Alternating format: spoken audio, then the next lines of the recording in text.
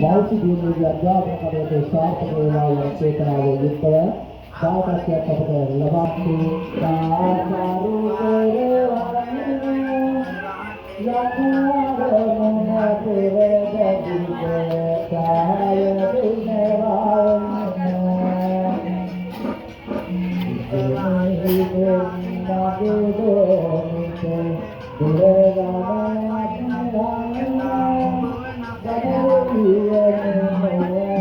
මා මේක දෙයක් පමණයි මම අත්දැකේ මම නම් කලින් නොකියුවත් අපි නොදැනුවත්වම ඒ වගේ බොහොම ගෞරවයෙන් තමාගේ හදවත තමන්ට බල කරන්නේ මනුස්සත්වයේ යුතුයකම ඉතාමත් ඉහළින් ඉටු කරන බැතිමතුන්ලා විශාල වශයෙන් මේ දැවැන්ත ආවරණය තුරට එනවා.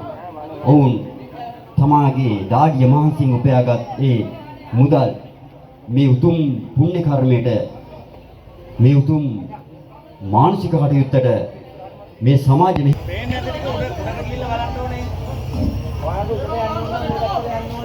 තරුණ ජවයට ඔබට පුළුවන් මූල්‍ය හයියක් වෙන්නට. ඉතින් මේ මොහොතේ අපි දකිනවා මේ ස්ථානයේ මෙතුවක් වෙලා වැඩම කර සිටි ගෞරවනීය මහා සංඝරත්නයේ මේ කුටියෙන් නික්ම වැඩම කිරීම සම්බන්ධයෙන්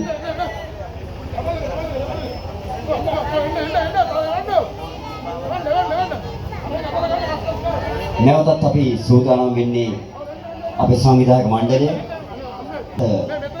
කුටියට බැතිමතුන් එක්රොක් කරන ආකාරයක් අපි දකිනවා. අපිට දෝ කියලා බලමු. ඔබ මේ නරඹමින් සිටින්නේ 2025 වසර වෙනුවෙන් යූත් ගිල්ඩ් ඉහළමිල්ලේ යූත් ගිල්ඩ් ක්‍රීඩා සමාජයේ තරුණ ප්‍රජාව දැයට දායාද කළ පුණ්‍යවන්ත වෙසක් පිළිනේ. අපේ තරුණ ප්‍රජාව වසර 10ක් පුරාවට අඛණ්ඩව කරගෙන යන මේ සමාජයේ මහා මෙහෙවරෙහි මේ 10 වෙනි අදියර අපි එහි මුල ඉඳන් ආවොත් අපේ තරුණ ප්‍රජාවට මේ තරම් දැවැන්ත නිර්මාණ කරන්නට මුල් අවදියේ හැකියාවක් තිබුණේ නැහැ. මට මතකයි ඔවුන් කතා මේ වගේ දැවැන්ත පහන් කුරු නෙවෙයි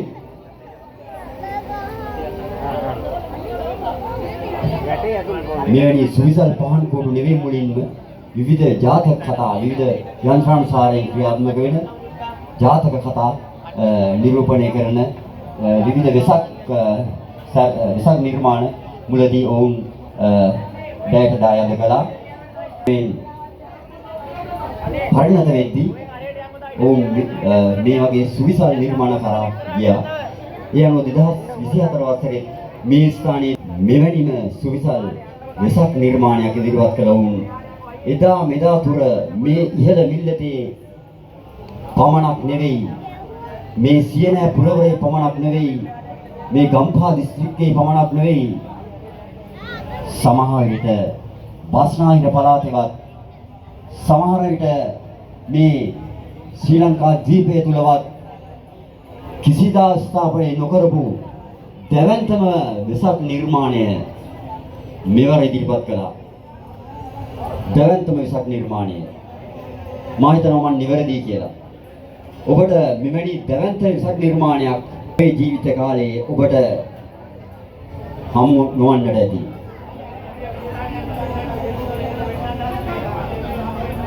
ඉතින් ඇත්තටම අපි අපේ ගැන අපේ